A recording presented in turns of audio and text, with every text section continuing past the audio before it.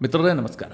ಮಿತ್ರರೇ, ಇರಾನ್ನ 3 nuclear ಸೈಟ್ಗಳನ್ನು America ತನ್ನ B-2 ಬಾಂಬರನ್ನು ಬಳಸಿ ಉಡಾಯಿಸಿದ ಬಳಿಕ ಇಡೀ ಯುದ್ಧದ ಚಿತ್ರಣ ಕಂಪ್ಲೀಟ್ ಬದಲಾಗಿದೆ. ಅಮೆರಿಕದ ಈ ದಾಳಿ ಮುಕ್ತಾಯ ಆಗ್ತಿದ್ದ ಹಾಗೆ ಟ್ರಂಪ್ ತನ್ನ ಟ್ರೂತ್ ಸೋಷಲ್ನಲ್ಲಿ ಒಂದು ಪೋಸ್ಟ್ ಮಾಡಿದ್ರಲ್ಲ, ಅದನ್ನ ನೋಡಿದ್ರೆ ಏನು ಅನ್ನಿಸ್ತಾ ಇತ್ತು? ಅಮೆರಿಕ ಇನ್ನೂ ಯುದ್ಧದಲ್ಲಿ ಮುಂದುವರಿಯೋದಿಲ್ಲ, ಇದಿಲ್ಲಿಗೆ ಸ್ಟಾಪ್ ಆಗುತ್ತೆ ಅಂತ. ಆದರೆ ಟ್ರಂಪ್ ತನ್ನ ಟ್ರೂತ್ ಸೋಷಲ್ನಲ್ಲಿ ಮಾಡಿದ ಪೋಸ್ಟ್ಗೂ ಅನಂತರ ಅವರು ಬಂದು ಶ್ವೇತಭವನದಲ್ಲಿ ಮಾಡಿದಂತಹ ಭಾಷಣಕ್ಕೂ ಅಜಗಜಾಂತರ ವ್ಯತ್ಯಾಸ ಇದೆ. ಅವರ ಭಾಷಣದಲ್ಲಿ ಅವರೆಲ್ಲೂ ಕೂಡ ನಾವು ಯುದ್ಧ ನಿಲ್ಲಿಸಿದೀವಿ ಅಂತ ಹೇಳಿಲ್ಲ, ಜೊತೆಗೆ ಇನ್ನೂ ಕೆಲ ಟಾರ್ಗೆಟ್ಗಳು ಉಳಿದಿದ್ದಾವೆ ಅಂತ ಹೇಳಿದ್ದಾರೆ.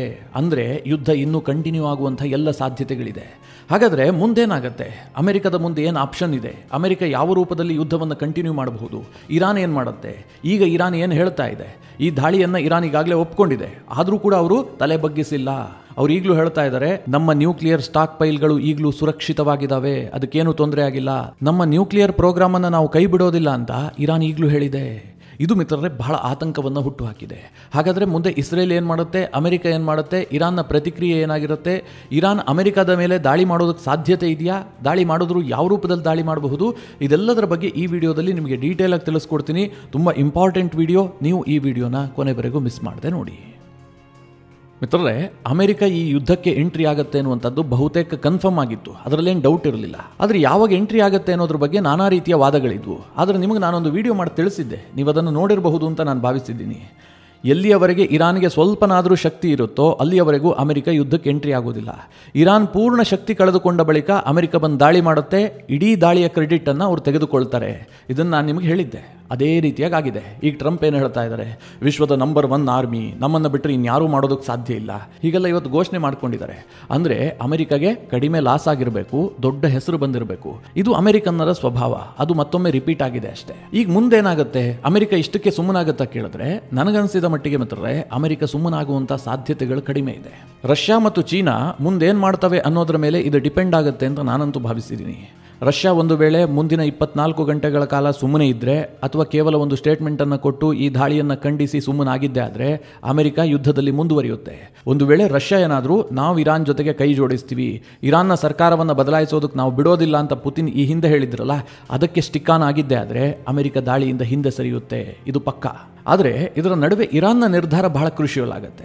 ಒಂದು ವೇಳೆ ರಷ್ಯಾ ಮತ್ತು ಚೀನಾ ಇರಾನ್ನ ಪರವಾಗಿ ನಿಂತ್ಕೊಂಡ್ರೂ ಅದಕ್ಕೂ ಮುಂಚೆ ಇರಾನ್ ಏನಾದರೂ ಅಮೆರಿಕದ ಮೇಲೆ ದಾಳಿ ಮಾಡಿದ್ದೇ ಆದರೆ ಅಮೆರಿಕ 200% ಯುದ್ಧದಲ್ಲಿ ಮುಂದುವರಿಯುತ್ತೆ. ರಷ್ಯಾ ಇದೆ ಅಂತಾಗಲಿ ಚೀನಾ ಇದೆ ಅಂತಾಗಲಿ ಅವರು ತಲೆ ಕೆಡಿಸ್ಕೊಳ್ಳೋದಿಲ್ಲ. ಯಾಕೆಂದ್ರೆ ಇರಾನ್ ನಮ್ಮ ಮೇಲೆ ಅಟ್ಯಾಕ್ ಮಾಡಿದೆ, ನಾವು ಅದಕ್ಕೆ ಪ್ರತಿ ದಾಳಿ ಮಾಡ್ತೀವಿ ಅಂತ ಅವರು ಯುದ್ಧದಲ್ಲಿ ಕಂಟಿನ್ಯೂ ಆಗಿಬಿಡ್ತಾರೆ.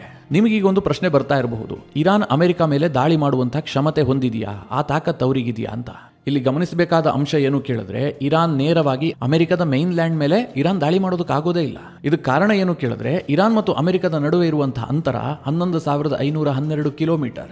ಇರಾನ್ ಬಳಿಯಲ್ಲಿ ಅತ್ಯಂತ ಲಾಂಗ್ ರೇಂಜ್ನ ಮಿಸೈಲ್ ಅಂತಂದ್ರೆ ಅದು 3,000 ಕಿಲೋಮೀಟರ್ ಹೋಗಬಹುದು, ಹೆಚ್ಚು ಅಂತಂದ್ರೆ 3,500 ಕಿಲೋಮೀಟರ್ ಹೋಗಬಹುದು. ಅಮೆರಿಕವನ್ನ ತಲುಪುವಂತಹ ಯಾವುದೇ ಅಸ್ತ್ರಗಳಾಗ್ಲಿ ಶಸ್ತ್ರಗಳಾಗ್ಲಿ ಇರಾನ್ ಬಳಿಯಲ್ಲಿಲ್ಲ. ಹಾಗೂ ಒಂದು ವೇಳೆ ಇರಾನ್ ಏನಾದರೂ ತನ್ನ ನೌಕಾಪಡೆಯನ್ನು ಬಳಸಿಬಿಟ್ಟು ಅಮೆರಿಕದ ಮೈನ್ ಲ್ಯಾಂಡ್ ಬಳಿಗೆ ಹೋಗಿ ನೇರವಾಗಿ ಅಮೆರಿಕಗೆ ಹೊಡೆಯುವ ಪ್ರಯತ್ನ ಮಾಡುತ್ತಾ ಕೇಳಿದ್ರೆ ಆ ಸಾಧ್ಯತೆ ತೀರಾ ಕಡಿಮೆ. ಅಮೆರಿಕದ ನೌಕಾಶಕ್ತಿಯ ಮುಂದೆ ಇರಾನ್ನ 1-2 ವಾರ್ಶಿಪ್ಗಳು ಹೋಗಿ ದಾಳಿ ಮಾಡೋದಕ್ಕೆ ಸಾಧ್ಯವೇ ಇಲ್ಲ. ಹಾಗೊಂದು ವೇಳೆ ಹೋಗಿದ್ದೆ ಆದರೆ ಅಮೆರಿಕ ಅದನ್ನು ಸುತ್ತುವರೆದು ಧ್ವಂಸ ಮಾಡಾಕತ್ತೆ. ಹೀಗಾಗಿ ಇರಾನ್ಗೆ ಅಮೆರಿಕದ ಮೈನ್ ಲ್ಯಾಂಡ್ ಅನ್ನು ಟಾರ್ಗೆಟ್ ಮಾಡುವಂತಹ ಅವಕಾಶಗಳಿಲ್ಲ. ಹಾಗಂತ ಇರಾನ್ಗೆ ಯಾವುದೇ ಅವಕಾಶವಿಲ್ವಾ ಕೇಳಿದ್ರೆ ಇದಾವೆ. ಅದೇನು ಕೇಳಿದ್ರೆ, ಈ ಪಶ್ಚಿಮ ಏಷ್ಯಾದಲ್ಲಿ ಅಮೆರಿಕದ ಅನೇಕ ಬೇಸ್ಗಳಿದಾವೆ. 22ಕ್ಕೂ ಹೆಚ್ಚು ಬೇಸ್ಗಳಿದ್ದಾವೆ. ಅಮೆರಿಕದ ಬೇಸ್ ಇರಾಕ್ನಲ್ಲೂ ಇದೆ, ಬಹರೈನ್ನಲ್ಲಿದೆ, ಸೌದಿ ಅರೇಬಿಯಾದಲ್ಲಿದೆ, UAE, ಜೋರ್ಡಾನ್, ಓಮನ್, ಟರ್ಕಿ, ಈ ಎಲ್ಲಾ ದೇಶದಲ್ಲೂ ಕೂಡ ಅಮೆರಿಕದ ಏರ್ ಬೇಸ್ಗಳಿದ್ದಾವೆ. ಇರಾನ್ ಈಸಿಯಾಗಿ ಈ ಬೇಸ್ಗಳನ್ನು ಟಾರ್ಗೆಟ್ ಮಾಡಬಹುದು. ಇವೆಲ್ಲವೂ ಸಹ ಇರಾನ್ಗೆ ಬಹಳ ಈಸಿ ಟಾರ್ಗೆಟ್. ಕತರ್ನಲ್ಲಿರುವಂತಹ ಏರ್ ಬೇಸ್ ಅನ್ನ ಇರಾನ್ ಕ್ಷಣ ಮಾತ್ರದಲ್ಲಿ ಉಡಾಯಿಸಬಹುದು. ಅದೇ ರೀತಿಯಲ್ಲಿ ಇರಾಕ್ನಲ್ಲಿರುವಂತಹ ಅಮೆರಿಕದ ಏರ್ ಬೇಸ್ ಅನ್ನ 1 ಗಂಟೆ ಒಳಗೆ ಮುಗಿಸಿಬಿಡಬಹುದು. ಅಷ್ಟು ಕೆಪಾಸಿಟಿ ಇರಾನ್ಗೂ ಇದೆ, ಜೊತೆಗೆ ಆ ಲೊಕೇಶನ್ ಕೂಡ ಇರಾನ್ಗೆ ಹತ್ತಿರ ಇದೆ. ಈ ಒಂದು ಹೆದರಿಕೆ ಅಮೆರಿಕಗೆ ತುಂಬಾನೇ ಇತ್ತು. ಇದೇ ಕಾರಣದಿಂದ ಇಸ್ರೇಲ್ ಯುದ್ಧವನ್ನು ಆರಂಭಿಸಿದ್ರೂ ಕೂಡ ಅಮೆರಿಕ ಎಂಟ್ರಿ ಆಗಿರಲಿಲ್ಲ. ಯಾವಾಗ ಇರಾನ್ನ ಶಕ್ತಿ ಬಹಳಷ್ಟು ಕ್ಷೀಣಿಸಿದೆ ಅಂತ ಗೊತ್ತಾಯಿತು, ಅನಂತರ ಅಮೆರಿಕ ಈಗ ದಾಳಿ ಮಾಡಿದೆ. ಆದ್ರೂ ಮಿತ್ರರೇ, ಥ್ರೆಟ್ ಏನು ತಪ್ಪಿದ್ದಲ್ಲ. ಇರಾನ್ ಒಂದು ವೇಳೆ ಯುದ್ಧವನ್ನು ಮುಂದುವರಿಸೋದಕ್ಕೆ ಬಯಸಿದ್ದೇ ಆದ್ರೆ ಖಂಡಿತವಾಗ್ಲೂ ಅಮೆರಿಕದ 1-2 ಸೇನಾ ನೆಲೆಯನ್ನಾದ್ರೂ ಅವರು ಗುರಿ ಮಾಡೇ ಮಾಡ್ತಾರೆ. ಇರಾನ್ ಯಾವ ಬೇಸನ್ನು ಗುರಿ ಮಾಡಬಹುದು, ಯಾವ ದೇಶವನ್ನ ಗುರಿ ಮಾಡಬಹುದು ಕೇಳಿದ್ರೆ, ಇರಾನ್ಗಿರುವಂತಹ ಈಸಿ ಟಾರ್ಗೆಟ್ ಅಂದ್ರೆ ಅದು ಇರಾಕ್. ಸೌದಿ ಅತ್ಯಂತ ಬಲಾಢ್ಯವಾದಂತಹ ದೇಶ. ಸೌದಿಯನ್ನು ಎದುರುಹಾಕೊಳ್ಳುವಂತಹದ್ದು ಇರಾನ್ಗೆ ಅಷ್ಟು ಶೋಭೆ ತರೋದಿಲ್ಲ, ಅವ್ರಿಗೆ ಗೊತ್ತದು. ಕತರ್ ಇರಾನ್ ಜೊತೆಗೆ ಬಹಳ ಮಿತ್ರತ್ವವನ್ನು ಹೊಂದಿದೆ. ಹೀಗಾಗಿ ಕತರ್ ಮೇಲೆ ಇರಾನ್ ದಾಳಿ ಮಾಡುವಂತಹ ಸಾಧ್ಯತೆಗಳು ಬಹಳ ಕಡಿಮೆ. UAE ಇರಬಹುದು, ಒಮಾನ್ ಇರಬಹುದು, ಈ ಎಲ್ಲ ರಾಷ್ಟ್ರಗಳು ಕೂಡ ಇರಾನ್ ಜೊತೆಗೆ ಉತ್ತಮವಾದ ಸಂಬಂಧವನ್ನು ಇಟ್ಟುಕೊಂಡಿದ್ದಾವೆ. ಆದರೆ ಇರಾಕ್ ಇದೆಯಲ್ಲ, ಇದು ಅಮೆರಿಕದ ಕೈಗೊಂಬೆ. ಸದ್ದಾಂ ಹುಸೇನ್ ಅನ್ನ ಅಂತ್ಯ ಮಾಡಿದ ಬಳಿಕ ಇರಾಕ್ನ ಸರ್ಕಾರ ಅಮೆರಿಕ ಹೇಳದಂಗೆ ಕುಣಿಯುತ್ತೆ. ಹೀಗಾಗಿ ಇರಾಕ್ನಲ್ಲಿರುವಂತಹ ಅಮೆರಿಕದ ಬೇಸನ್ನೇ ಇರಾನ್ ಟಾರ್ಗೆಟ್ ಮಾಡಬಹುದು ಅಂತ ಹೇಳಲಾಗ್ತಾ ಇದೆ. ಹಾಗೊಂದು ವೇಳೆ ಇರಾನ್ ಏನಾದರೂ ಮಾಡಿದ್ದೆ ಆದರೆ ಅದು ವಿನಾಶಕ್ಕೆ ಕಾರಣ ಆಗಬಹುದು. ಯಾಕೆ ಅಂತ ಹೇಳ್ತೀನಿ ಕೇಳಿ. ಇರಾನ್ ಏನೇ ಮಾಡಿದ್ರೂ ಕೂಡ ಅಮೆರಿಕದ 22 ಏರ್ ಬೇಸ್ಗಳನ್ನು ಮಾತ್ರ ಟಾರ್ಗೆಟ್ ಮಾಡೋದಕ್ಕೆ ಸಾಧ್ಯ ಆಗುತ್ತೆ. ಅದಕ್ಕಿಂತ ಹೆಚ್ಚಿನದನ್ನು ಅಮೆರಿಕಾಗೆ ಏನೂ ಹಾನಿ ಮಾಡೋದಕ್ಕೆ ಸಾಧ್ಯ ಇಲ್ಲ. ಆದರೆ ಅಮೆರಿಕ ಮನಸ್ಸು ಮಾಡಿದ್ರೆ ಇರಾನನ್ನು ಸಂಪೂರ್ಣವಾಗಿ ನಾಶ ಮಾಡಿಬಿಡ್ಬಹುದು. ಅಮೆರಿಕ ಏನು ಇರಾನ್ ಬಳಿಗೆ ಬರಬೇಕು ಅಂತಲೇ ಏನಿಲ್ಲ, ಅವ್ರ ಕೂತಲ್ಲಿನಿಂದಲೇ ಇರಾನ್ ಮೇಲೆ ದಾಳಿ ಮಾಡಬಹುದು. ಅಂತಹ ಬ್ಯಾಲಿಸ್ಟಿಕ್ ಮಿಸೈಲ್ಗಳು ಕೂಡ ಅಮೆರಿಕದ ಬಳಿಯಲ್ಲಿದೆ. ಹೀಗಾಗಿ ಇರಾನ್ ಈ ಯುದ್ಧವನ್ನು ಮುಂದುವರಿಸಬೇಕಾ ಬೇಡವಾ ಅನ್ನೋದನ್ನು ಬಹಳ ಯೋಚನೆ ಮಾಡಬೇಕು. ಆದರೆ ಸದ್ಯ ಇರುವಂತಹ ಅಯತುಲ್ಲಾ ಅಲಿ ಖಮೇನಿ ಈ ಯುದ್ಧವನ್ನು ಪ್ರತಿಷ್ಠೆಯಾಗಿ ಸ್ವೀಕರಿಸಿದಂತೆ ಕಂಡು ಬರ್ತಾ ಇದೆ. ಅವರೆಲ್ಲ ಸ್ಟೇಟ್ಮೆಂಟ್ಗಳು, ಅವರೆಲ್ಲ ನಡೆಗಳು ಎಲ್ಲವೂ ಕೂಡ ಯುದ್ಧವನ್ನು ಮುಂದುವರಿಸುವಂತಹ ಲಕ್ಷಣಗಳೇ ಕಾಣ್ತಾ ಇದ್ದಾವೆ.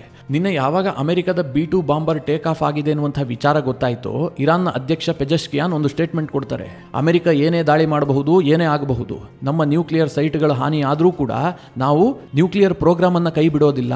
ನಮ್ಮ ಎಲ್ಲ ನ್ಯೂಕ್ಲಿಯರ್ ಸ್ಟಾಕ್ ಪೈಲ್ಗಳನ್ನು ನಾವು ಸುರಕ್ಷಿತ ಸ್ಥಳಗಳಿಗೆ ವರ್ಗಾಯಿಸಿದ್ದೀವಿ ಅಂತ ಅವರೊಂದು ಸ್ಟೇಟ್ಮೆಂಟ್ ಕೊಟ್ಟಿದ್ರು. ಈ ದಾಳಿ ಆಯ್ತಲ್ಲ, ಅಮೆರಿಕ ಈಗ ಇರಾನ್ನ ಪ್ರಮುಖ 3 ನ್ಯೂಕ್ಲಿಯರ್ ಸೈಟ್ಗಳನ್ನು ಹೊಡೆದಾಕಿದೆಯಲ್ಲ, ಅದಾದ ಬಳಿಕವೂ ಇರಾನ್ನ ಸರ್ಕಾರ ಏನು ಹೇಳ್ತಾ ಇದೆ, ನಮ್ಮ ಸ್ಟಾಕ್ ಪೈಲ್ಗಳು ಸುರಕ್ಷಿತವಾಗಿದ್ದಾವೆ, ಯುರೇನಿಯಂ ಸ್ಟಾಕ್ ಪೈಲ್ಗಳಿಗೆ ಯಾವುದೇ ಹಾನಿಯಾಗಿಲ್ಲ, ಅಮೆರಿಕ ಕೇವಲ ನ್ಯೂಕ್ಲಿಯರ್ ಸೈಟ್ಗಳನ್ನಷ್ಟೇ ಧ್ವಂಸ ಮಾಡೋದಕ್ಕೆ ಅವರಿಗೆ ಸಾಧ್ಯ ಆಗಿದೆ ಅಂತ ಇರಾನ್ ಈಗಲೂ ಸ್ಟೇಟ್ಮೆಂಟ್ ಕೊಟ್ಟಿದೆ.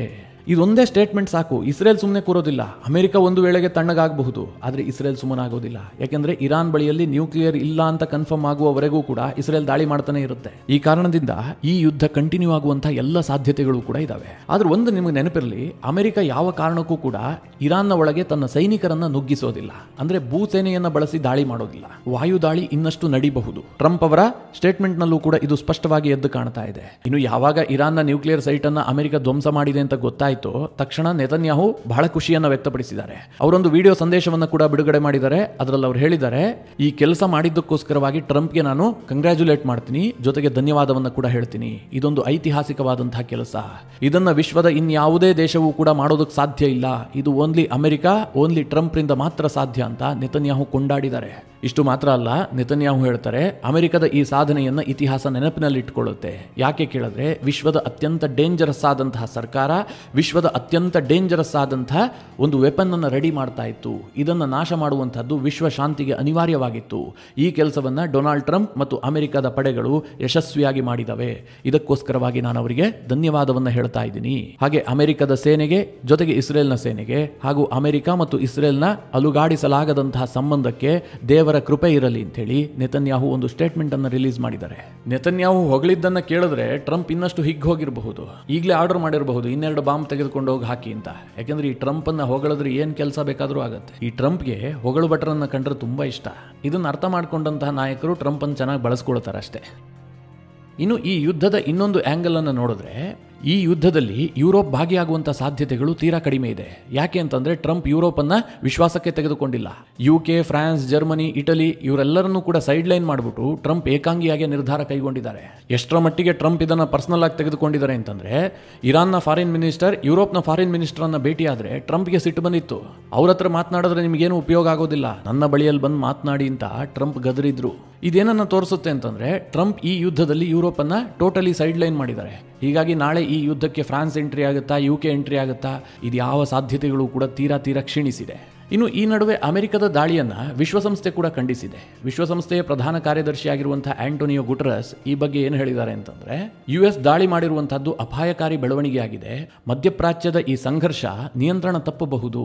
ಇರಾನ್ ಮೇಲೆ US ಮಾಡಿದಂತಹ ಬಲಪ್ರಯೋಗ ತೀರಾ ಕಳವಳಕಾರಿ ಅಂತ ಹೇಳಿ ವಿಶ್ವಸಂಸ್ಥೆಯ ಪ್ರಧಾನ ಕಾರ್ಯದರ್ಶಿ ಆಂಟೋನಿಯೋ ಗುಟೆರಸ್ ಅಭಿಪ್ರಾಯ ವ್ಯಕ್ತಪಡಿಸಿದ್ದಾರೆ.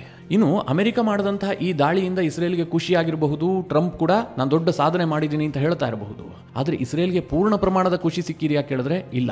ಇಸ್ರೇಲ್ನ ಅಲ್ಟಿಮೇಟ್ ಗುರಿ ಇರುವಂತಹದ್ದೇನು ಗೊತ್ತಾ, ಅಯತುಲ್ಲಾ ಅಲಿ ಖಮೇನಿಯ ಸರ್ಕಾರವನ್ನು ಅಂತ್ಯಗೊಳಿಸಬೇಕು. ಆ ರೆಜಿಮೆ ಅಲ್ಲಿ ಇರಬಾರದು ಅಂತ ಇಸ್ರೇಲ್ನ ಫೈನಲ್ ಗುರಿ. ಅದು ಈಡೇರುತ್ತಾ ಇಲ್ವಾ ಅನ್ನುವಂಥದ್ದು ಸದ್ಯಕ್ಕಿರುವಂತಹ ಪ್ರಶ್ನೆ. ಹೀಗಾಗಿ ಇಸ್ರೇಲ್ ನೆಕ್ಸ್ಟ್ ಟಾರ್ಗೆಟ್ ಮಾಡುವಂಥದ್ದೇ ಅಯತುಲ್ಲಾ ಅಲಿ ಖಮೇನಿಯನ್ನ.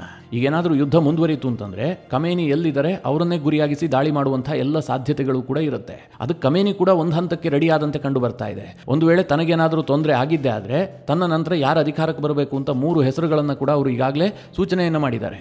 ಅಂದ್ರೆ ಅಮೆರಿಕ ಮತ್ತು US ಏನೇ ಮಾಡಿದ್ರು ಕೂಡ ಇರಾನ್ನಲ್ಲಿರುವಂತಹ ಇಸ್ಲಾಮಿಕ್ ರಿಪಬ್ಲಿಕ್ಗೆ ಯಾವುದೇ ರೀತಿಯಲ್ಲೂ ಹಾನಿಯಾಗಬಾರದು, ಇದು ಹಾಗೆ ಕಂಟಿನ್ಯೂ ಆಗಬೇಕು ಅನ್ನುವಂಥದ್ದು ಖಮೇನಿಯ ಬಯಕೆಯಾಗಿದೆ. ಅದಕ್ಕೋಸ್ಕರವಾಗಿ ಅವರು ಬಂಕರ್ನಲ್ಲಿ ಇದ್ರೂ ಕೂಡ ತನ್ನ ಉತ್ತರಾಧಿಕಾರಿಯ ಹೆಸರನ್ನ ಸೂಚಿಸಿದ್ದಾರೆ ಎನ್ನುವಂತಹ ವರದಿಗಳಿದಾವೆ. ಹೀಗಾಗಿ ಮಿತ್ರರೇ, ಮುಂದಿನ 24 ಗಂಟೆಗಳು ತೀರಾ ಕ್ರೂಷಿಯಲ್. ಇಸ್ರೇಲ್ ಮತ್ತೆ ದಾಳಿ ಮಾಡುತ್ತಾ, ಇರಾನ್ ಏನಾದರೂ ಅಮೆರಿಕ ಮೇಲೆ ದಾಳಿ ಮಾಡುವಂತಹ ಯತ್ನ ಮಾಡುತ್ತಾ, ಅಥವಾ ಇಸ್ರೇಲ್ ಮೇಲೆ ಏನಾದರೂ ಇರಾನ್ ಇನ್ನಷ್ಟು ಬಲಪ್ರಯೋಗ ಮಾಡಿ ದಾಳಿ ಮಾಡುತ್ತಾ, ರಷ್ಯಾದ ತೀರ್ಮಾನ ಏನು, ಚೈನಾದ ತೀರ್ಮಾನ ಏನು, ಇದೆಲ್ಲವೂ ಕೂಡ ಯುದ್ಧದ ಮುಂದಿನ ದಿಕ್ಕನ್ನು ತೀರ್ಮಾನಿಸುತ್ತೆ. ಮುಂದೆ ಈ ಬಗ್ಗೆ ನಿಮಗೆ ವಿಡಿಯೋ ಮಾಡಿ ಡೀಟೇಲ್ ಆಗಿ ತಿಳಿಸುವಂತಹ ಪ್ರಯತ್ನ ಮಾಡ್ತೀನಿ. ಈ ಎಲ್ಲ ವಿಚಾರಗಳ ಕುರಿತಾಗಿ ನಿಮ್ಮ ಅನಿಸಿಕೆ ಅಭಿಪ್ರಾಯಗಳೇನು ಕಮೆಂಟ್ ಮಾಡುವ ಮೂಲಕ ನಮಗೆ ತಿಳಿಸಿ. ಹಾಗೆ ನಿಮಗೆ ಈ ವಿಡಿಯೋ ಇಷ್ಟವಾದರೆ ಲೈಕ್ ಮಾಡಿ. ಜೊತೆಗೆ ನೀವಿನ್ನೂ ನಿಮ್ಮ ನೆಚ್ಚಿನ ಸಂಸ್ಕಾರ ಸೌರಭ ಯೂಟ್ಯೂಬ್ ಚಾನಲ್ನ ಸಬ್ಸ್ಕ್ರೈಬ್ ಮಾಡಿಲ್ಲ ಅಂತಾದರೆ ಈ ಕೂಡಲೇ ಸಬ್ಸ್ಕ್ರೈಬ್ ಮಾಡಿ.